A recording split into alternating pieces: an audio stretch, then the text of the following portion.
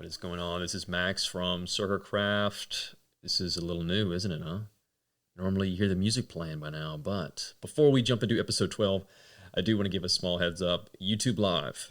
I am really going to push YouTube Live a little bit more. It's a better way for me to interact, better quality, just a better performance overall. Instead of Instagram Live, please go subscribe to YouTube Live. Help us change the name, get us to 100 at least, and then we'll be good to go. We'll be announcing everything mostly through there. I see it's just me though. I keep saying that for some reason. But yes, check it out, subscribe. As well, if you have not subscribed to the website, go to the website, circlecraft.com.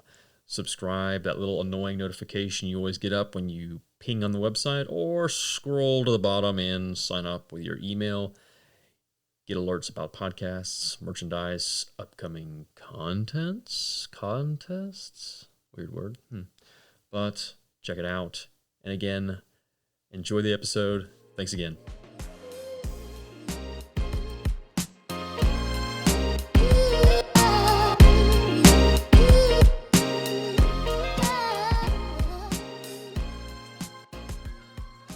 Right there. So it begins.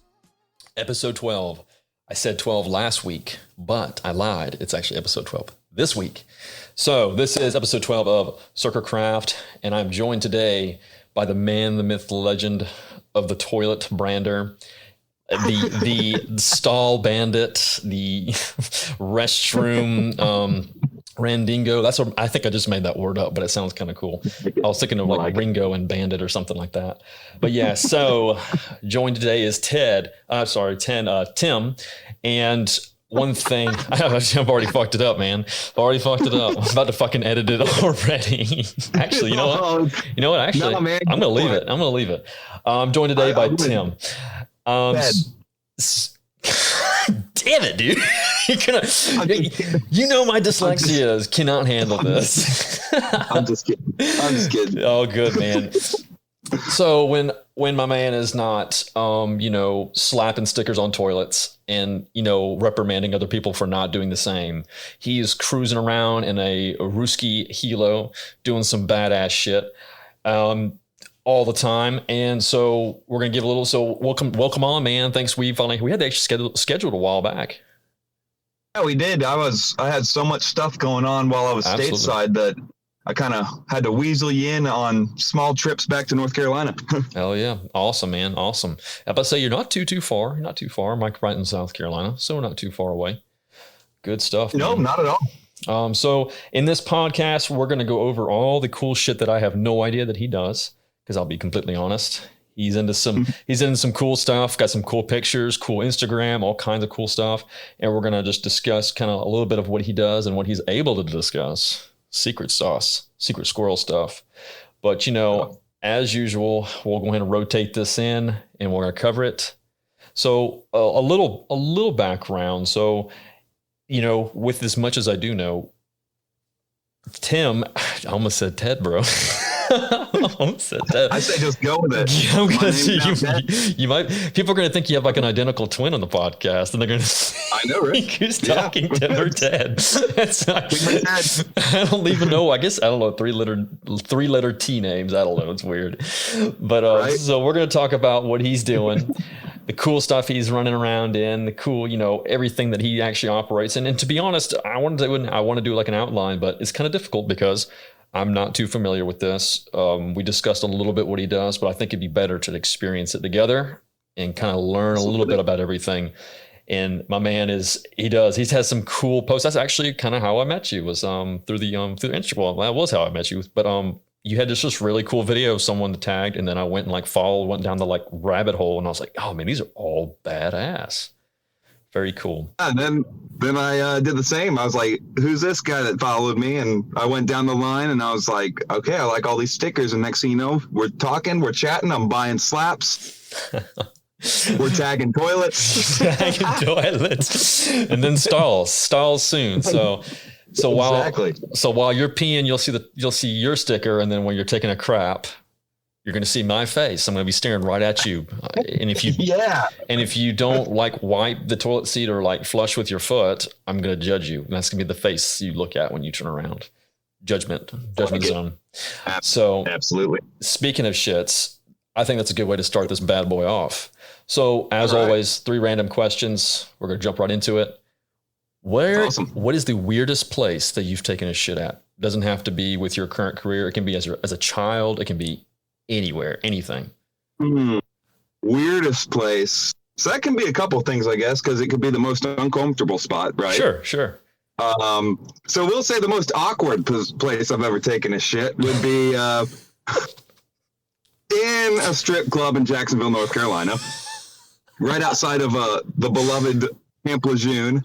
And I will say it's awkward because no one likes to go to a strip club and, no one takes shits in strip clubs. They just put the toilet in there in case, it's just because it's a thing to do. But you're not supposed to use it, you're supposed to go pee.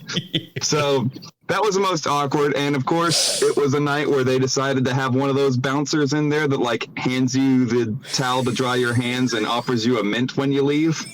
So obviously the place, I'm going to say what it is because any Marines that are listening to this are going to know it's Toby's right outside the gate, the wonderful Toby's.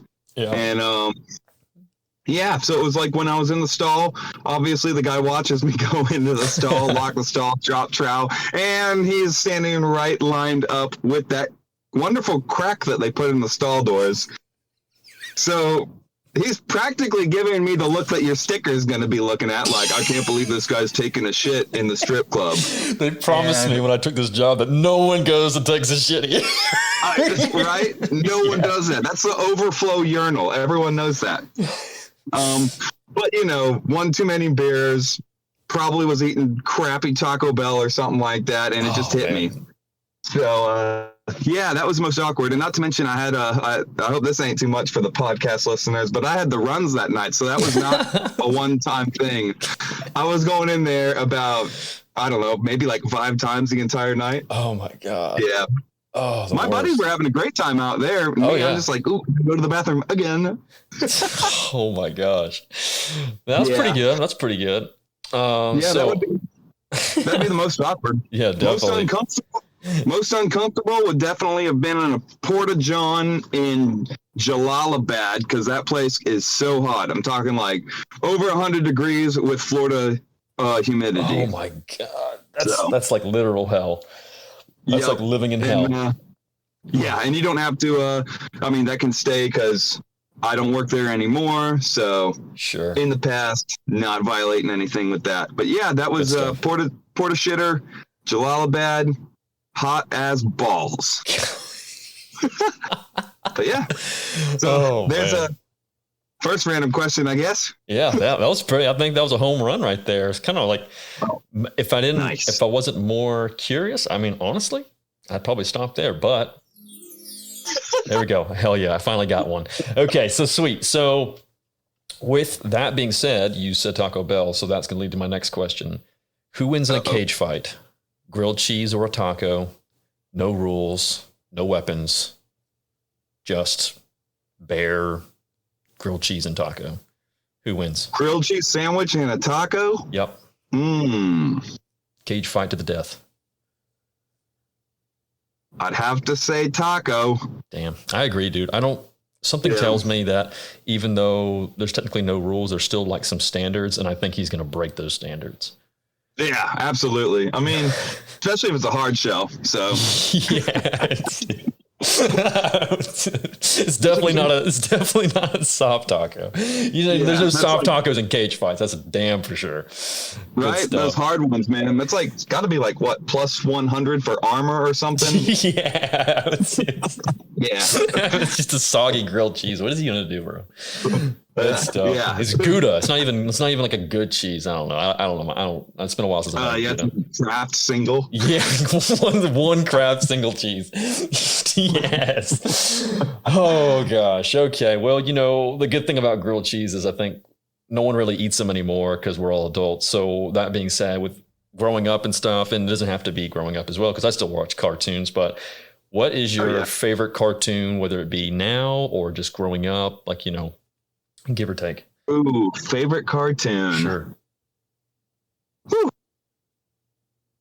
That's a rough one, but I'll probably go with just classic old Tom and Jerry, you know? Tom and Jerry. Yeah, dude. Do they even play Tom and Jerry anymore? Are they allowed to play Tom and Jerry anymore? I don't know. You'd think that out of anything, it promotes a lot of violence, and I don't know. Poor Tom's always doing. I mean, he's either smoking or taking pills or doing something. He's going through some shit, dude. He really. And then he just had. And then Jerry was just, you know, just a little bastard, being Jerry. A little bastard, exactly. Good stuff, dude. Well, that was probably the most entertaining 3 random questions I've ever done, to be completely honest. That was fun. Good stuff, nice. Dude. Hopefully none of your other interviewees are listening. No, man, I don't care. Okay, cool. Too late. Yeah, we're already done with you. We're moving on to the next guest and stuff. Good stuff, nice. Dude. So one more time. Okay, I'm done. Promise. All right. So, so let's go ahead and jump into it. Let's cover exactly what you do. So you did tell me a little bit, and I know that you described that your job entails as a crew chief, also engineer, and as well as the door gunner. So obviously the most I've seen on the pics, I think was what everyone notices is that bad gun that you're on. So I always think door gunner was like the first thing. So when I speak with people like, oh, I got this badass podcast coming up with this door gunner on this fucking badass helicopter. That's what I always say. But so when you told me you actually, you know, and I'm assuming everyone has multiple roles or is capable of doing multiple roles to rotate and stuff like that. So, you know, tell everyone exactly what do you do, man? Tell us, everyone. Okay. So it's a whole list of all kinds of things. So flight engineer, crew chief, door gunner, they all kind of go hand in hand. Sure. The term flight engineer is a really fancy term that they slap. I'm not an engineer. I don't make anything or even think of anything. I just can read a checklist and start the helicopter while the pilots hold the controls. Gotcha. Because that's how the good old Ruskies designed all aircraft: pilot, navigator, and flight engineer. But in American helicopters, we do pilot, co-pilot, and then you got crew chiefs that sit in the back. But the Russians always have a person sitting in the center seat in between the two pilots. Gotcha. Or in between the pilot and the navigator, sorry. So that was a whole qualification that you needed to get just because that's the crew. But we don't have someone sitting in that, they call it the Gorby seat, which is short for Gorbachev. Not really sure why, but I think it's just a slang term, but that middle seat. Sure. We don't ever have someone actively sitting in there because it takes 2 guys to man the 2 guns in the back. So gotcha. That was always the flight engineer is on the left and the crew chief is on the right. And a door gunner is more like just like an extra billet you have. So the crew chief and the flight engineer are the guys that run the show. The passengers all listen to them. They take care of the cargo. They help the pilots land so they don't wreck and all stuff like that. And we also, you know, if there's a fire in flight or something like that, we'll grab the the fire extinguisher and put it out. Door gunner, I know in the Army is an actual term for a job, but door gunner is more like just something extra we do. So on top of all these other duties, congratulations, you man the left to the right gun. So of course, the most important, the coolest part I think everyone's going to know is like, what gun do you guys actually use? If you can discuss it, is it, are you guys running Russian guns on a Russian helicopter, or you guys have it outfitted a little differently, or is it, or obviously it probably depends on what you're actually going to be doing. So I guess probably switches or swaps around. So it used to swap around a bunch, and one of the aircraft we have used to have a minigun on one side and a PKM, which is a Russian machine gun, on the right side in the little window, because it's got a smaller door but a really tiny window on the right side, so you couldn't really fit anything big in it. So they put this little PKM in there, and that's what it used to be. I came along after the miniguns went away. That's a bummer. And now it's I know, big bummer, because in the Marine Corps, my particular airframe didn't have miniguns, so I've never got to experience the sound of just and cutting people in half or whatnot. I never got to do that. But so I came along after the minigun, so all I've ever got to shoot was a PKM and the 240 hotels that we have, and they're just outfitted. It's the same as like a regular 240 that you shoot on the ground, but instead of the pistol grip and buttstock, it's just got the spade grip attached. And the Hotel is the newest model. And everyone always asks me, because different gas plug settings are what controls the rate of fire for your guns. Everyone always asks me, hey, what's your gas plug settings? We have them completely bored out because we just figured it was a lot simpler for the Afghans to not give them all these different settings. So if you just make it one setting, which is wide open, you're good. Yeah, you simplify so everything. Right now, yeah, unfortunately the PKMs went away too, and that was a parts issue thing. So now it's just two 240s on either side. Gotcha.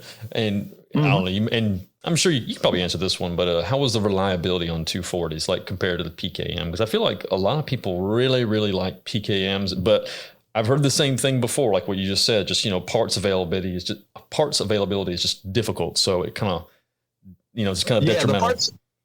The parts availability was really the only problem. It was definitely not anything about how reliable it was. I never had one jam.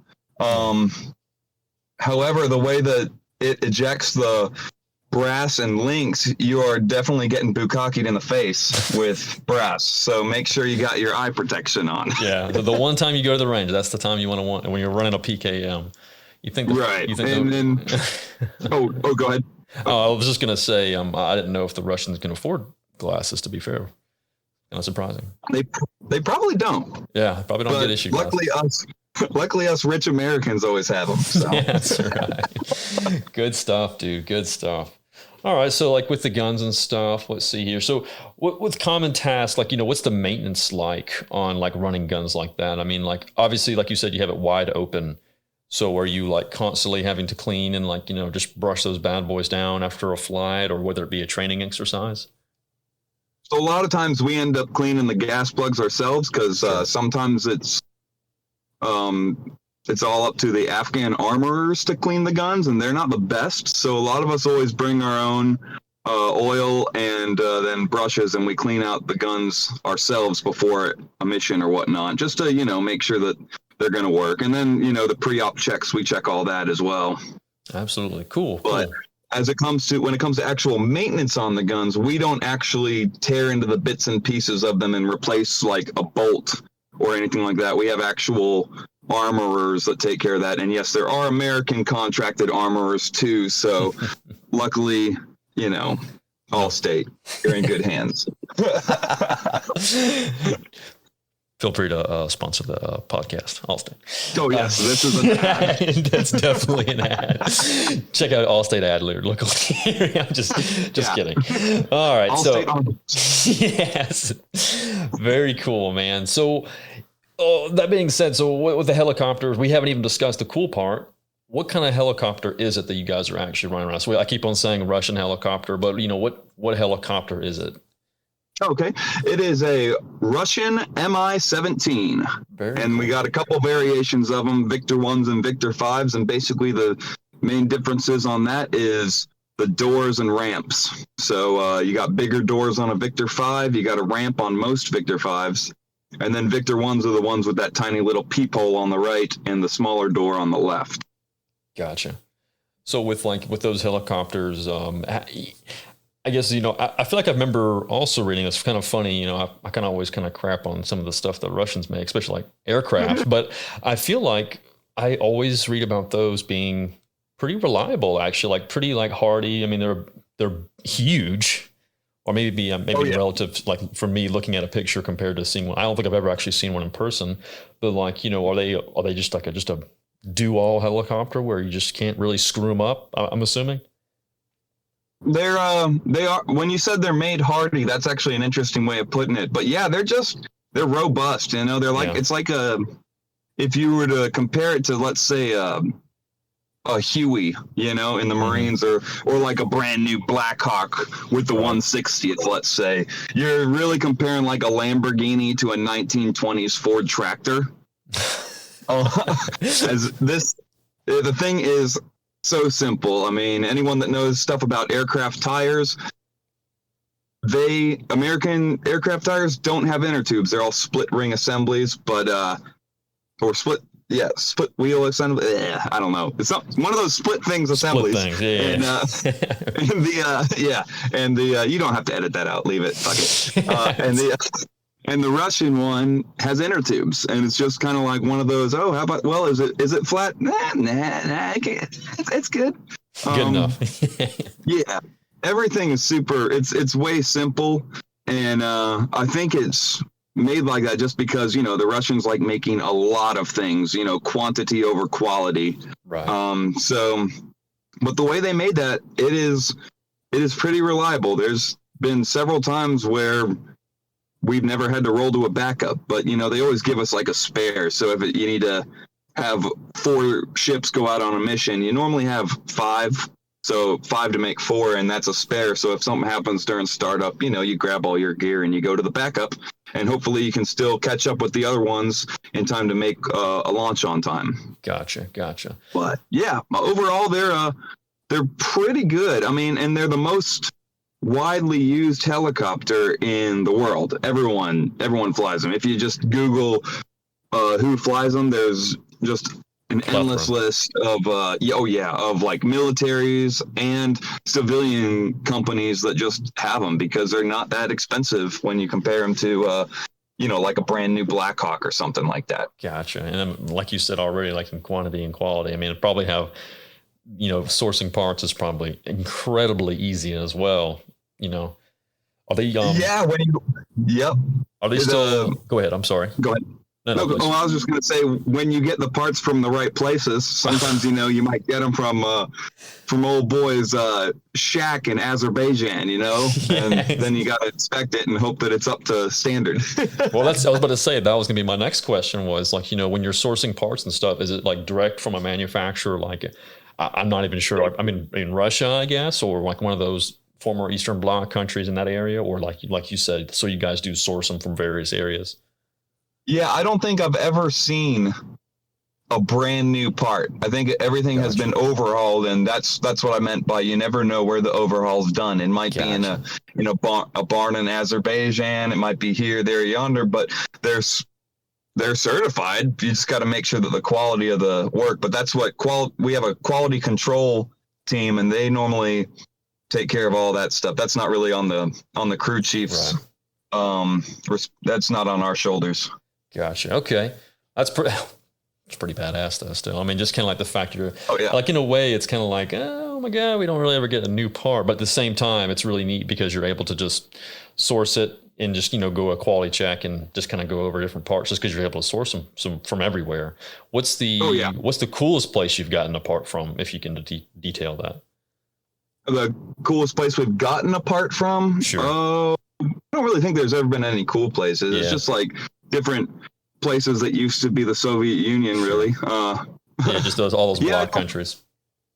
Yeah, I guess we got a fuel control from a place that was outside of Stalingrad, now Volgograd. So, I mean, that was kind of cool just because, I kind of like history like that and stuff. Yeah. So I was like, hey, Stalingrad. But, I mean, that's just me being a history nerd, not really like it's a cool place. Good stuff. I heard it was a pretty bad place back in the day, but yeah, it's kind of rough a little bit for a little bit, not too bad. Very cool. So you did already discuss, so you've said Afghanistan a couple times. So a lot of your area operation is just mostly Afghanistan. That is 100% where I've operated. Gotcha. Yeah, I've contracted, got out of the Marines in 2015, early 2015, and I've been contracting in Afghanistan ever since, except for a quick stint of fighting fires with helicopters out in the Pacific Northwest. Oh, that's pretty cool. Probably glad you're not doing that right now, most likely. Oh yeah, kind of rough out there. So that's pretty cool, man. But so with that being said, I always say that for some reason. It's like my go-to, reverb from that. Oh no, I like it. Yeah, excellent, perfect. So from going from going to the Marine Corps to the contract work, obviously I think there's a lot of misconceptions with that as well. So, and maybe some stuff that is true is, do you miss being in the Marine Corps compared to doing contract work and, kind of things in there? So there's a couple things about the Marine Corps I miss. And I guess the best way to describe it is it's just the people, Yeah, sure. I miss the clowns, but I don't miss the circus. I Does hear that you. make sense? Yeah, no, I absolutely understand what you mean. So with contract work, does the paycheck bounce up for, going, obviously I think everyone kind of knows that when you work for .gov, normally the pay, is maybe not always there, but then, sometimes I think a lot of people always hear about guys going into Oh, contract yeah. work for the money. Well, I can definitely say that in any kind of aircraft flying capacity, whether it be a crew chief or a pilot, you make a lot more. I believe it. I believe it. Because I'm assuming I've always heard there's there's always a high demand for pilots, and it's kind of odd. Like I don't feel like people realize the need and demand for them. Is there a huge demand for guys working on a crew chief, working helicopters, aircraft, etc.? Say there is a pretty good sized demand for people, at least on the Mi-17 side, just because Sure. finding people that are qualified on a Russian helicopter with secret clearances is kind of hard. Gotcha. Wink, because wink. most people qualified on that particular airframe are all from random countries like like Ukraine and stuff, and Albania and stuff like that. Gotcha. But yeah. So when you're doing to me, a lot of this stuff is brand new. So it may sound ignorant at times, but when you're obviously you're issued some gear, and obviously with a lower pay, that's I always see things like that. Can't bring a lot of stuff with you, or when the stuff you do, you kind of make it special because it's out of pocket. When you're going and doing contracting work, granted you're given a higher pay, but do you get gear issued the same when you're doing contract work, or is there more flexibility and stuff like that? So initially, you definitely get issued crap, like worse than what the regular military issues. But it's one of those things you customize afterwards, and it's because the Army has if you contract Department of Defense, that is, the Army has an obligation to provide all contractors going into those theaters with protection, whether and it's like a vest. Sappy plates, Kevlar, or actually the Army calls it everything in the Army is like some weird acronym. So forgive me if I just call it a flak and Kevlar and some chicken plates. But yeah, that's what they give you. They give you like some eye protection and just random stuff that you would normally get issued to you, but it's all crap bottom of the line stuff. So I was even in 2017 when I was swapping over contracts, I had to go through there again, and they, everything is in that ACU pattern, and it's bulky. It's got like giant shoulder pads that make you look like a samurai warrior, but in mom's grandma camo. And then most of us generally take all that stuff and just kind of store it stateside and take our own stuff over there, because you need all that body armor and stuff, but we know that everything is trash. So we kind of just use our own stuff, because I tell you what, I would not be able to crew comfortably wearing the vest that they gave me. Yeah, that's kind of scary. That's kind of sad. But I mean, at least you're able to source stuff like that. Well, with that being, with saying like stuff like that and having gear and stuff that's essential, what is one of the worst things you've forgotten to bring with you? Say if you're about to head out, or even if you're on your way overseas already and you're like, oh shit, I just forgot my toilet slap stickers. Oh God, sunglasses. Oh, and I know that.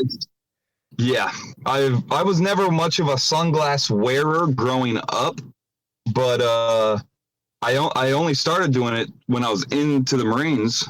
And I only started doing that when I realized, holy smokes, these things are awesome.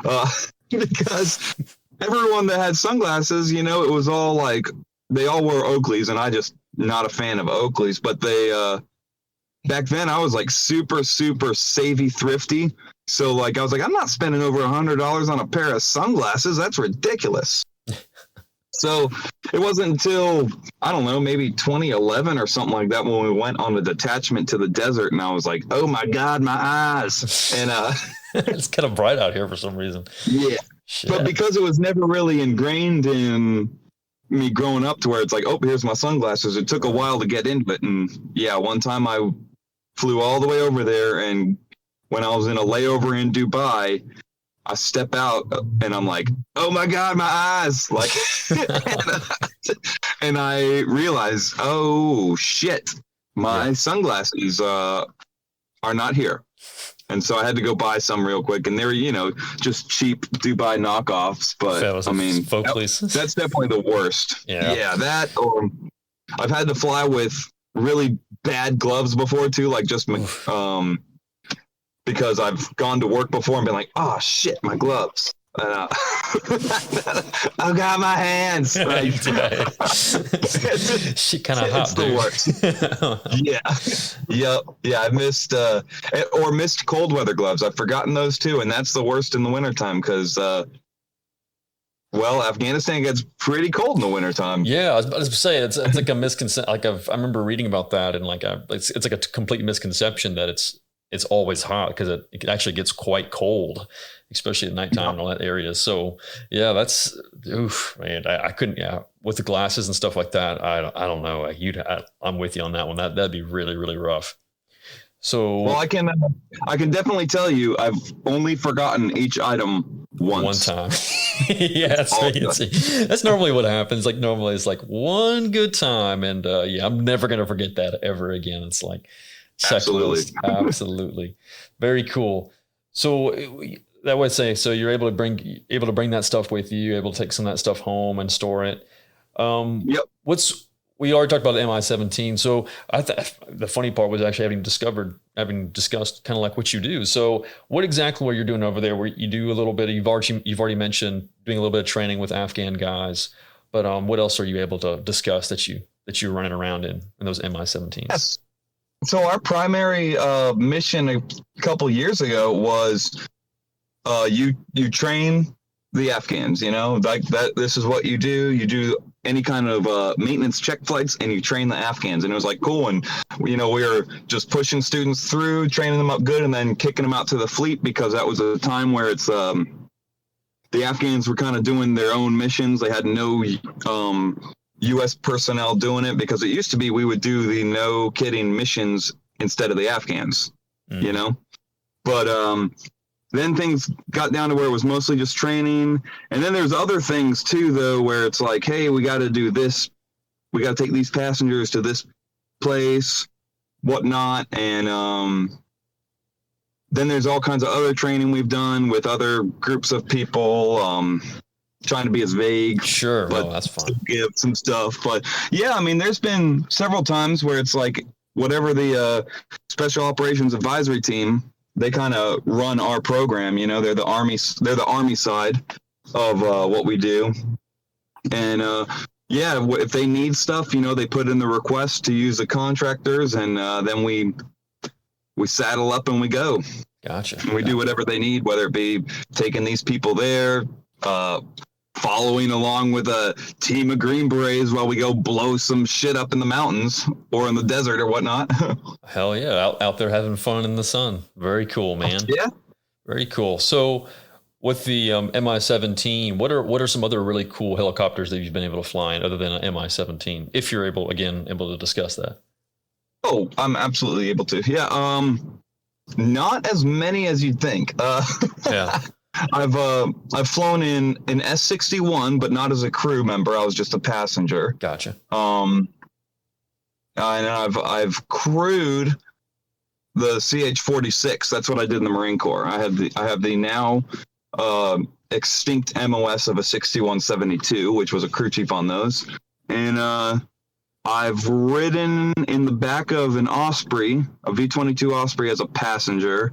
I've ridden in the back of a CH-53 as a passenger, and I kind of crewed, but it was more like a mechanic on board as a flight with the civilian BV-107s, which is the Columbia Helicopters civilian variant of a CH-46. Gotcha. And I was about to say, so for your area of operation, I know you said Afghanistan, but have you ever helped train anywhere else, or again, one of those things you're able to talk about, or has it just been Afghanistan? Afghanistan. That's all I've ever. Gotcha. I missed the Iraq train by that much. Yeah, smidge. Gotcha. Yeah. Very cool. So when you're getting ready to take off and get on the helicopter, like is it a pretty extensive checklist? I mean, obviously that's one of those things you don't want to forget. Like, that's one of those things you don't want to fuck up and forget about. But, how long is the checklist, or like, what's the time frame? Is it like a 30-minute thing, or like an hour, or? It really depends on the crew that's doing the checks. If you have a newer, less experienced guy doing it, you're going to want to take it a little slow, especially if you're doing like a training mission where you're training an Afghan or an Army guy how to be one of those. You want to really take them through slowly, and because it's a training environment. But if it's just no kidding, that's just like, hey, we're going to go in, we're going to do this, and we're going to go fly. Then you got the whole team of crew chiefs knocking it out. So both of y'all climbing up top and doing the power on checks and spinning the tail and everything like that. And it's I don't know, you could be done in under 20 minutes checking that out. Oh, that's not bad at all. Yeah. So, oh man, that's pretty cool. Yeah, and then from kitting up to full startup, ready to taxi, that's normally about 20 minutes. Okay, so you guys can pretty much be in the air under an hour if you're all running and ready to go and rocking and rolling and stuff. Absolutely, as long as you got a stellar team, definitely under an hour. Very cool. With the helicopters, into doing all these trainings and everything and being overseas, like, how long are you normally over there for? Like, is it about the same time frame when you were in the Corps, or is it like, a little bit smaller times, or more? Is it more extended? So the Marine Corps does, they like to fancy those 9-month deployments. Army does 12 months, give or take. Sure. And with us, it used to be 90 days on, 30 off. So 3 months on, 1 month off. And by 1 month off, it is not come back and work in the States. It's 1 month of vacation. Very cool. That's not too bad. Yeah, it's not bad. I mean, not too many places do you get 3 complete months off a year. Absolutely. It changed though. Now it's 60 days on, 60 days off. Oh, that's even better. Not too bad at all. Not bad at all. So I've been home for, I don't know, maybe almost 30 days now. And I got 33-ish more to go, I think, something like that. Very cool. Because my wonderful Delta app likes to remind me how long I have to check in. ticking time bombs. Like, just a reminder, Tim, whoever the fuck your name is, that you're gonna be fucking booking it out soon, dude. Very cool, Absolutely. Man. Is it so? I think that's an important kind of point in with having that time off and 60 days, 60 off. I would imagine that's a really good way to decompress. Going from there and coming back and being able to relax compared to being on there for 9 months or 12 months. That means that help out a good bit.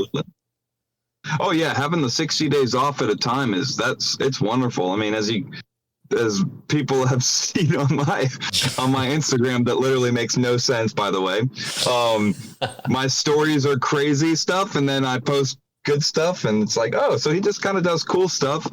Messes around with guns and NVGs and drinks Genesee beer. Cool.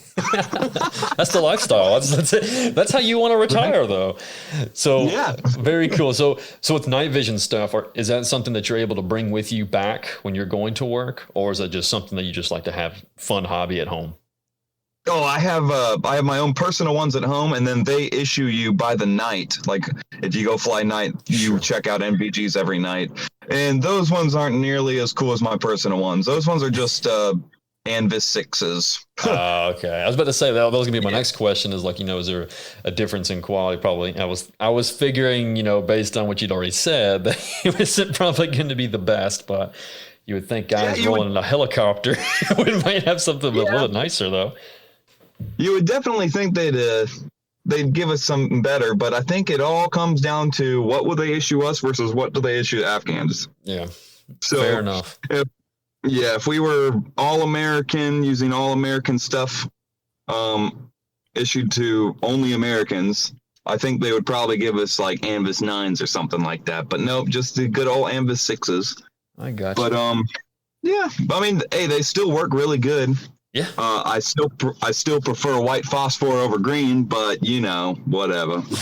It is what it is. So in Mhm. Afghanistan, obviously there can maybe be a little bit of a culture shock, but is there a food that you enjoy eating while you're over there, or you just pretty much stick being on site, you're able to kind of just stick with a normal diet, or is it kind of like you get to experiment?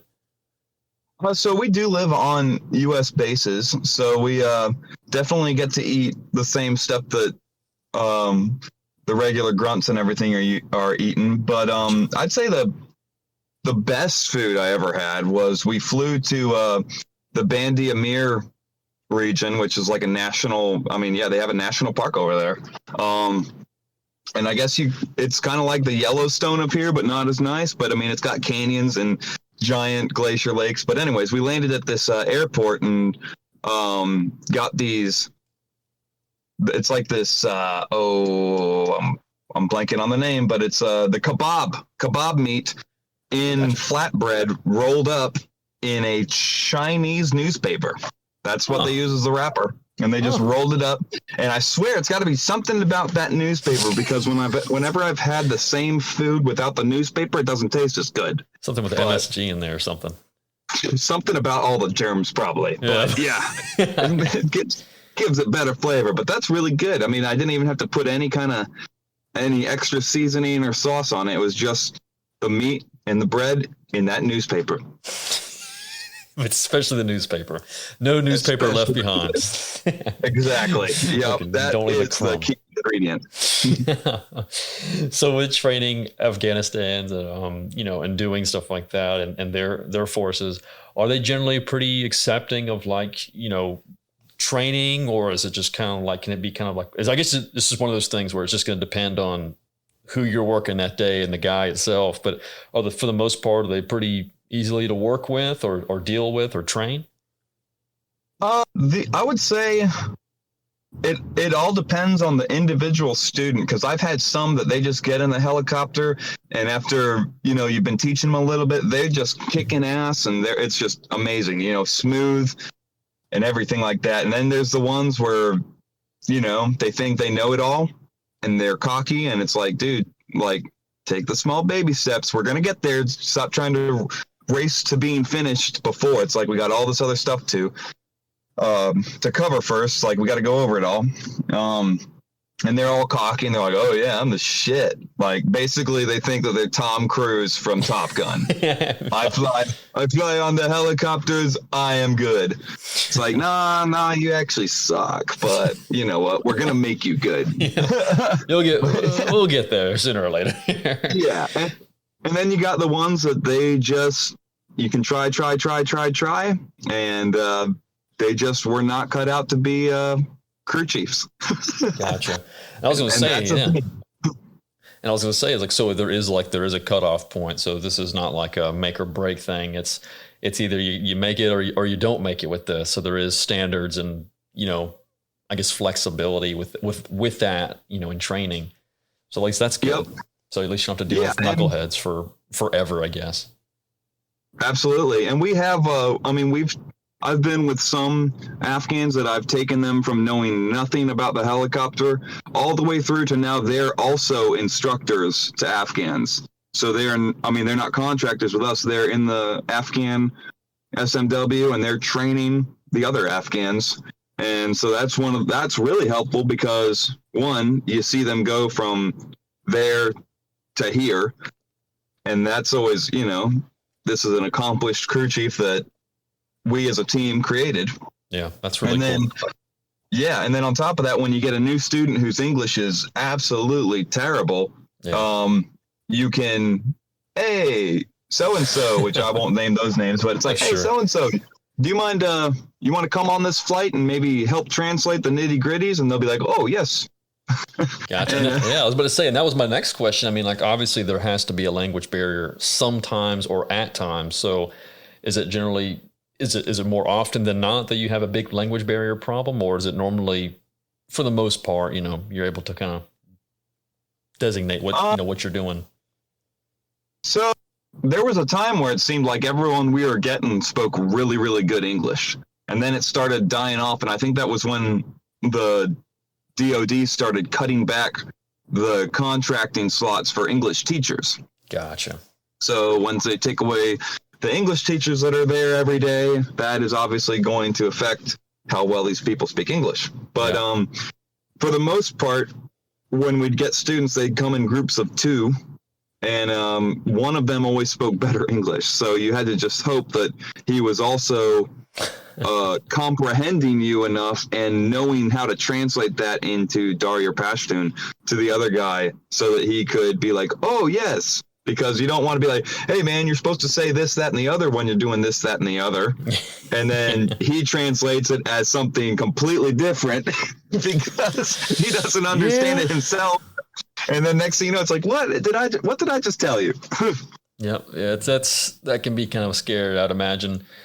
Oh, yeah. Go ahead. I was just going to say, I mean, other than like little issues like that, though, I mean, it sounds like you really enjoy it. So at least, like you said, you get to see the accomplishment, and then you see the growth as well afterwards. So that's pretty cool. So those guys are able to keep coming back. Is it something that you usually have, like you'll normally have someone on, or is it always separated unless like, hey, I need have a little bit of language barrier going on? Would mix and match crews quite a bit pre-COVID. Once COVID hit, that was giant wedge. It's like you will only fly with these and these, Afghans with Afghans, Americans with Americans, and sanitize the helicopters between Americans versus Afghans usage and vice versa.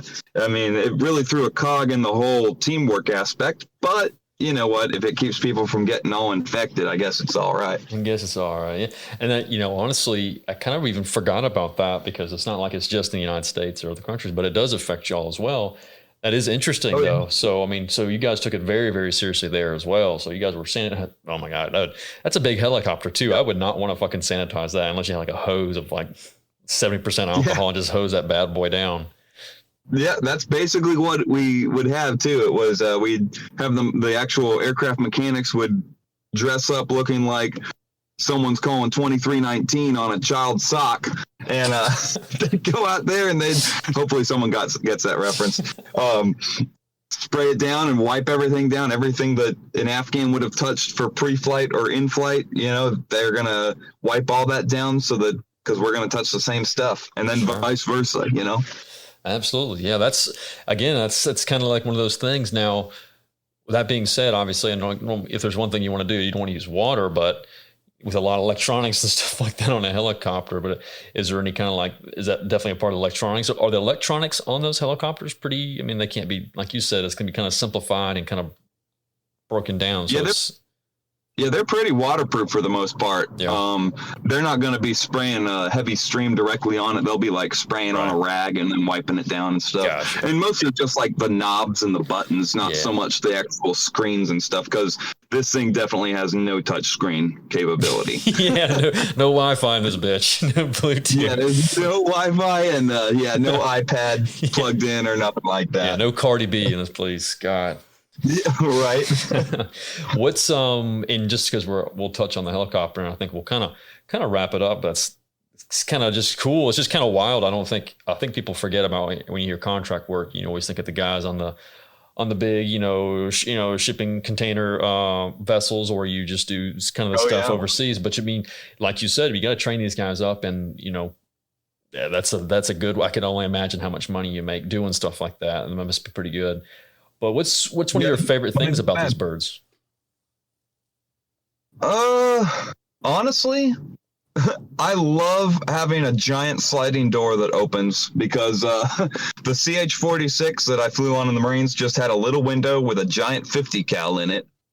So you didn't really have the visibility that you do. But with this, you got a giant sliding door. You're sitting right there behind a 240. You can see everything you need, and that was just amazing. I know the former Huey guys that fly with us, they're all like, oh, the Huey was still better, which it was. That jumped way more space, but that's what it is. It's a giant sliding door. I'd say is my favorite part about this helicopter. Very cool. I mean, that's at that point, it's just mostly convenience factor too, like everything you just said. Absolutely. Very nice, man. Has there ever been like a big oh shit moment when doing any of these courses, whether it be someone that you're training up doing something that's like eye widening or like, maintenance issue or something like that? Without getting into, not so much. I mean, there's been like some maintenance oh shit moments and stuff, but nothing I can really put my thumb on right off the bat. When I was reading the outline, the first thing came to moment was the something that happened last year with we were taking out a wrecked hull to go blow it up, taking out 4 cases of C4 with us and some EOD guys, and we were gonna blow it up, and we had a Chinook sling loaded out there for us in the middle of nowhere. And luckily we brought some Apaches with us because because when we landed and offloaded all the stuff, because we were going to shoot it with a Carl Gustav, we were going to shoot it with some old Russian RPGs that the Green Berets we brought had. We were going to do all that kind of cool stuff with it, and they were like, hey, you guys want to shoot this stuff too? And we're like, hell yeah. So when we got all the stuff offloaded from our helicopter, the Apaches come over the radios and are like, oh, you got enemy combatants and some trucks coming in from the north. And we're all like, shit. Shit moment. But one thing led to another. The Apaches saved the day. There you go. And we still got to watch 4 cases of C4 blow up. However, the whole enemy combatants thing kind of ruined the whole... You get to shoot a Carl Gustav Russian RPGs. It definitely ruined that. Yeah, we didn't get to do that. But we did get to see the 4 cases of C4 blow something sky high. But the best part about it was the quote that came from the Green Beret sharpshooter. I mean, they're all sharpshooters, but he had the big old 308. And when the Apaches were like, oh, enemy combatants come from the north, he just picks his gun up and just like gingerly goes and takes a knee and says, oh boy, here we go killing again. and then pops his gun up, and we heard that and we're like, okay, this is a really bad moment, but that's cool as fuck.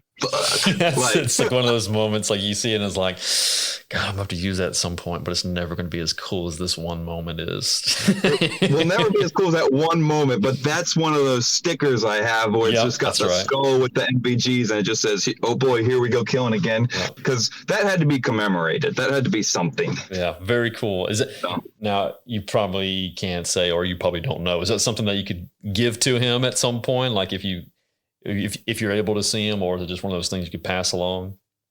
If I ever see that guy again, I could totally give him the sticker. If anyone listening to this podcast, if it's you, hit me up. But we did get patches made, which is what the sticker was made on, and we did get him a patch. So he does have a patch with his knotted skull face saying that. So that's good. He did get that. Cool. So he did get something to commemorate. Very cool, man. Very cool. Yeah.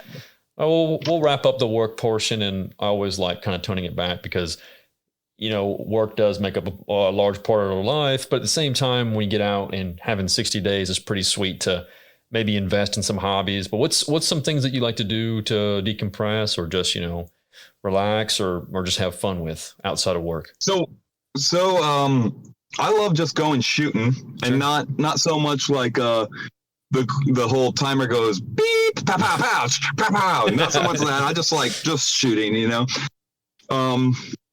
not really structured, but I love doing that. I like just driving around in my Jeep. Honestly, that's listening to music. Jumping on a flight, using my miles to just go visit some friends. That's where I'm going tomorrow. I'm heading down to Alabama, gonna see some folks. Very cool. Yeah, it's gonna be doing some of that. I like all that. Obviously, just cracking a cold one. Wax when I visit my folks. I still have some younger siblings living at home. Waxing them on spades. Got to do that. Yeah, actually, it's funny actually that you mention it because I am after this Alabama trip. I'll be going to Greenville. Going to Greenville to meet up with Dirt Nap Defense. Oh, and we're going really? Yep. And which I heard you know him too. Yeah. We talked back and forth. Yeah. I know exactly who that is. Yeah, very cool. Yeah. Yep. So we're gonna get some pew pew time in when I get back from Alabama. Very cool, man. Yeah, and Man, I kind of feel like an asshole now. I was like, no, you're not that far from me in North Carolina, and I'm right down the road. Shit, we need to have our own little fun time, little pew pew time. I'm very glad you brought that up too, because me and Dirtnap were talking about it, and he was like, we should all three get together and do some shooty boy stuff. Yeah, man. Yeah, that'd be pretty fun. That'd be pretty cool. We'll talk. Yeah, I'll shoot you a message in a little bit. Mm-hmm. Very cool, man. What gun are you shooting these days? Like, what's your little kit, whatever you bring and stuff? So I got a Spikes Tactical AR-15 that I bought off of a buddy of mine, really good friend of mine, who actually he flies for the Department of State. He'd probably make a good podcast. That's not an ad. But yeah, but yeah, so I bought the gun from him, and then I swapped out some of the optics, and I put an EOTech with a G33 magnifier, and then I've got that on the Unity tactical risers, and then I've got a MAL laser on it, and the Surefire's getting made right now. Unfortunately, that thing was on back order, but yeah, it's kind of been like my little piece together build thing. Very cool. That I've been doing. Yeah, and I got some other stuff like AK, Glock 19s and, revolvers and things like that. But that I would say that AR is probably like my flagship rifle, Very cool, man. Very cool. You mentioned spades. It's funny, I've been playing spades a little bit recently, and I must have probably the worst fucking luck in spades. Oh God, just give me like nightmares just thinking about it. Just thinking about it, fucking playing spades. But it is addicting though. It is a lot of fun. Oh, it's so good. Yep, and I totally love just like kicking my little siblings' ass. It is satisfying. It is satisfying. Oh, absolutely. And let's be honest, the game isn't exactly the fun part. For me, it's the talking smack all the way through it. Yeah. I don't care if I lose, but if I can get him set a couple times and get him on the old tilt, that's all that matters. That's exactly right. So, and unfortunately for people who have never seen Tim or don't follow his Instagram, you don't know that he's actually, prior to going to the military career, he was actually in Star Wars. But do you know when the next Star Wars movie will be, man? Ooh, that might be confidential. I'll have to check with I'll have to check with old JJ. As soon as the podcast is, or at least he's thinking deep down, like, fuck this guy. I mean, they've kind of been like kicking around the idea of my own show, Yeah, that's exactly. Good stuff, man. That's awesome, brother. Well, as always, it's been a lot of fun, and I learned a lot more about all of it. Really, I guess that's a lot of that stuff. But what else could we get to discuss before we go? If you've got anything coming up, got some more I almost said Snickers. I'm kind of hungry though. So you have some more stickers on the way. Anything? Where to reach you? Where to see your stuff out? See your cool posts. What's your Instagram handle? Oh, my Instagram handle is Tim_Das DAS_ Kranz, KRANZ. Awesome. And that's my Instagram. Well, when I get new stickers, I got a whole shipment in the other day. So if anyone wants them, hit me up. And no, this isn't like a money making business. I'm just going to charge you what it costs me to buy them, basically. So if anyone wants stickers, just hit me up and I'll charge you that and a little stamp. So there you go. Not too bad. And we'll have them tagged in the post too. Word. And the new one's coming on. I don't know. I mean, I'm always interested in new designs. When are we going to do a collab? We should. Man. We should, dude. We should make a toilet install collab where it's like if these are ever used anywhere besides a bathroom, it's wrong. I'm just going to literally go and get my money back. I'm going to literally come to your house and take the stickers back if I don't see all of them sent to the stalls or, bathroom stalls. Hell yeah, dude. Yeah. It's funny, dude. Like it's, without rambling too much, it's funny. I've had like a lot of people recently start discussing collaborating and stuff like that. And it kind of got me all hyped up. And now I feel like I'm in too deep now. Like I'm going to be doing nothing but collaborating. But it's fun though. I enjoy it. I think that's like the fun part is doing it with friends and kind of rolling something like that. But like, it's funny, kind of like that stupid sticker I made, which the cool part is it was for profit, and everything was donated to nonprofit and everything like that. But it is kind of cool seeing people stick my face and on my sticker and putting me on toilets and stuff like that installed. So that's pretty exciting. Oh, yeah. How many people are people like DMing you what they've been sticking it on or anything? A pretty decent amount. A lot of the time, honestly, it's almost surprising because I expected like really bad places or someone just crunching it up and throwing it in the trash. But actually, some people have actually like put it on like one guy put it on magazines, which I thought was pretty funny. So it's like That's actually good. Yeah. yeah, you better have a good reload, or I'm gonna judge you very heavily. And then like I have seen one like on a Pelican case, the usual water bottles and stuff like that. I would never put my face on a water bottle personally, but hey, more power to you. That's pretty cool. So you better be drinking water, bro. Nice. Better be drinking water. Get that water and get that H2O for the day. But yeah, I think the funniest one. Oh, dude, honestly, I don't think anyone's put my face on a toilet yet. If I'm being honest with you, I don't think anyone's has done it yet. It's a shame because that's exactly kind of what I was kind of motioning people to do. But hey, Yeah, which actually inspired me to make the crappy stickers I got into crap slappers. I was like, this is perfect. I remember Circa Craft talking about putting his face on stuff, and I was like, well, I'll put this on toilets too. So inspired. that's awesome, dude. Yeah, we'll definitely figure something out. We'll put something together. We'll collaborate something. We'll find something. Absolutely. Maybe we'll do a toilet with like night vision on or something. People have been asking me about putting a night vision sticker, and honestly, I've never even thought about doing it. But there we go. We can do like a toilet seat with night vision on. Dude, that actually sounds great. I was thinking like a full toilet from the front with night vision or something. Yeah. But for some reason, let me check. Yeah, go ahead. Yeah, I'll get with an artist. Be like, yo, draw me some toilets with NVGs on it. Yeah, we'll see what happens, man. We'll check it out. I mean, that'd be pretty funny. Make them fucking holographic or something, so they shine. You hit a light on them, and then like, whoa, it kind of scares you almost. Yeah. Janitor comes in to clean at midnight and he's like, holy shit. Dude.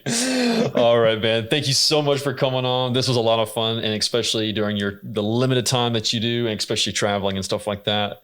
Thank you so much, man. It was a lot of fun, and I definitely learned a lot. I'm sure everyone else did as well. Dude, thanks for having me. I had a total blast. Probably too much fun. Probably too much fun. We'll definitely do it again. We'll definitely have to get you back on and maybe hash it out. And then maybe we can get a Dirt Nap on as well, and he can join in. We can. Dude, we can have a threesome. Yeah, threesome. Yeah, tri-state area. Yeah. Sounds good to me. Yeah, just have it on. I mean, I love it. Next time, because now that we got all who I am out of the way, next time we can just talk shit. Yeah, absolutely. I was about to say that's always a cool part. Is kind of breaking everything down and kind of getting to learn about each other. But the funny thing is, not many people know much about me. But yeah, man. That's right. You're always the one asking the questions. Yeah, that's right. Yeah, I'm the mystery man still. But yeah, thanks again, man. A lot of fun. I had a great time as always. Thank you, sir. And we'll have everything linked up for you so you can go buy his stickers, and we'll be on the lookout for the next crap slappers, of course. Absolutely. Have a nice Sounds good, man. Yeah, man. All right, man. Toodles. Yep, laters. And I'm back once more to be that little mosquito in your ear. YouTube, go subscribe to the YouTube channel. Help us change the name to Circlecraft. Let's get rid of that pesky URL that no one likes and no one can find. But as well, check out the Instagram. It's at CIRCAKRAFT, Circlecraft, and give us a follow. Show us listening to the episode, and we will put you on the story. We, as in me, again, I keep doing that. I don't know, whatever. But hope you enjoyed the episode. Thanks again, and until next time.